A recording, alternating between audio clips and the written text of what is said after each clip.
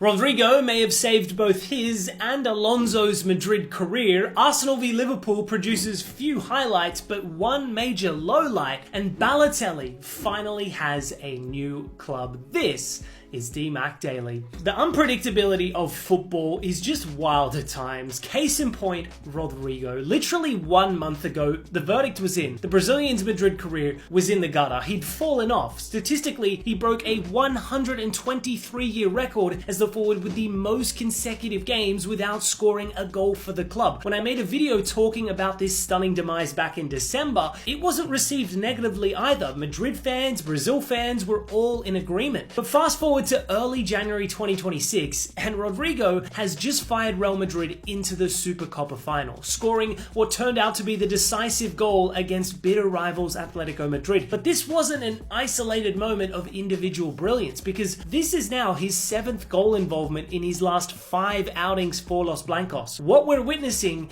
is a remarkable career revival, a rapid change in regards to his influence in the team, and more importantly, his standing under the heavily scrutinized manager Xabi Alonso. Remember, back at the beginning of the Alonso era, Rodrygo quickly found himself on the margins. The Club World Cup was clear for all to see. The Brazilian saw limited action across the tournament, a bold decision from Alonso given the winger's pedigree and past heroics with the club. Internally, it was framed as simply a tactical decision. Externally, however, it was interpreted very differently. To the world's view, Rodrygo suddenly appeared expendable. That perception only intensified throughout the summer transfer window. Gonzalo Garcia had now made his presence known within the first team, and Madrid had also splashed a further 45 million euros on Argentine wonderkid Franco Mastantuono. There was a growing consensus that a potential sale of Rodrygo could raise both significant funds for Madrid and simultaneously declutter their stacked front line. Arsenal, Liverpool, Chelsea were reportedly rumoured, but serious interest then came via Manchester City. However, a hypothetical move would only be considered upon the sale of Savinho, who was a key target of Spurs. That deal inevitably fizzled out though, so City didn't proceed with the high-profile Brazilian. As the 25-26 season got underway, Rodrygo's situation had only gotten worse, having started just 4 games heading into December. But it was around this same time that Madrid's performances had deteriorated and Alonso was under fire. The Spaniard, in a desperate fight to save his job, decided to restore Rodrygo back into the starting 11 in a high-stakes Champions League tie against none other than Manchester City. Madrid would suffer a defeat that day at the Bernabeu, but the biggest storyline of the evening was that Rodrygo would go on to score, and in a stunning display of unity, went over to his under-fire manager and proceeded to hug him before stating in a post-match interview that, quote, "We are with the manager." 3 days later, he scored the match winner against Alaves in what was reportedly a do-or-die fixture for Alonso. The following weekend, he provided both assists in a massive win over Sevilla. Rodrygo then kicked off the new year with another brace of assists against Real Betis, and in the Super Cup in Jeddah, scored the goal that sent Atletico packing and Madrid to the final. Alonso has finally fully embraced the Brazilian, which has turned out to be a mutually beneficial decision. Now, will Rodrygo remain a key first-team player under Alonso long-term? It's hard to say. As mentioned, narratives shift quickly in the beautiful game. But on a personal level, I think it's great to see that humility of Rodrygo prevail. A lot of Madrid's media frenzy has been hyper-focused on Alonso v Vini Jr. and the power dynamic at play there, but all the while, Rodrygo has probably suffered harsher treatment than Vini has under Alonso, yet instead of throwing his toys out the pram and causing a media circus, he simply kept his head down and chose solidarity when it mattered most. So I'm genuinely happy to see this rejuvenated version of Rodrygo come to life, an incredibly talented and likable player, one that even as a neutral, you want to see him succeed. It would be an incredible redemption if he went on to score the winner against Barcelona in the final. What a spectacle that's set to be. Just quickly on Madrid, and it was hardly a vintage performance today. Valverde's free kick was definitely out of this world, and Rodrygo was at the heart of everything they produced offensively, but in totality, this wasn't a great display. Defensively, they were all over the shop. Atletico will be ruining all the chances they missed. It could have been a very different outcome if they had their shooting boots on. The Vini v Simeone spat is probably a welcoming distraction, to be honest, because this Madrid team still has massive problems across the park. On a more positive note though, Mbappe is set to return for the final. That could be a game changer.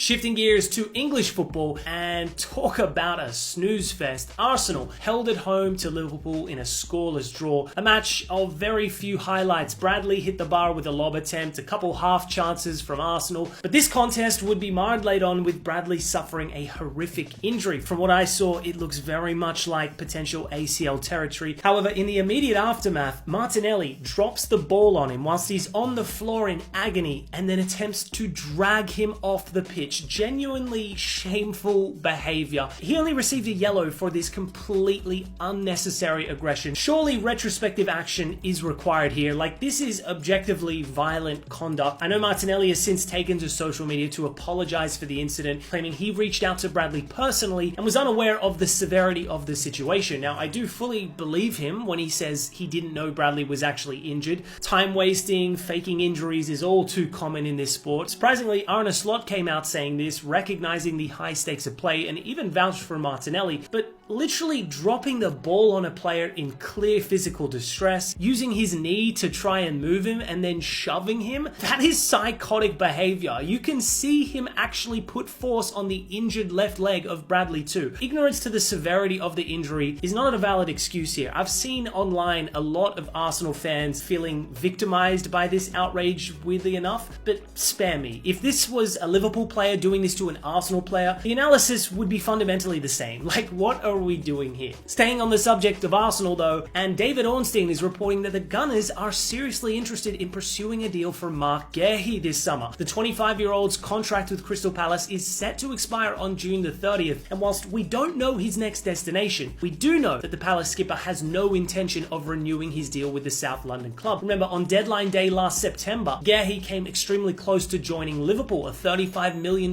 deal was agreed, and the medical had even been completed in London before Palace suddenly pulled the plug on the deal at the last second. It remains to be seen if another bid from Liverpool will follow. Maybe this Bradley injury reassesses things, but in the meantime, it appears that Manchester City are also seriously interested in the centre-back this January. City have been hit with a centre-back injury crisis, so they've brought back youngster Max Alleyne, and according to Sami Mokbel of the BBC, a formal approach for Guehi is anticipated in the upcoming days. You've also got Florian Plettenberg of Sky Germany reporting that Bayern retain interest in the player if he remains at Palace beyond January. This is destined to become one of the biggest transfer battles in 2026. I'm slightly surprised about the Arsenal links considering the depth they already have in that centre-back department with Saliba, Gabriel, Mosquera. You've also got Hincapié, Calafiori, White, even Timber that can all operate as central defenders if need be. So I'd be shocked if Guehi ended up at the Emirates, but that would be some next level squad building from Arteta if they were to pull this deal off. Staying on the topic of transfer news, and Mario Balotelli is set to return to professional football in 2026, with the 35-year-old signing for UAE second-tier side Al Ittifaq on a 2.5-year deal. This marks the 13th club of the Italian's illustrious career. In saying that, he has been off the pitch for some time now. Having joined top-flight Italian club Genoa last campaign, he only managed 56 minutes of game time with the club and 2 yellow cards before leaving shortly after. Ever since, he's been linked with a move to MLS, Liga MX. There were even talks down under about potentially recruiting the controversial striker, but instead, he's opted for the Middle East. If recent history is anything to go by, I seriously doubt he'll see out the full 2.5-year deal, but you never know with the Italian icon. Staying on the topic of Italian football news,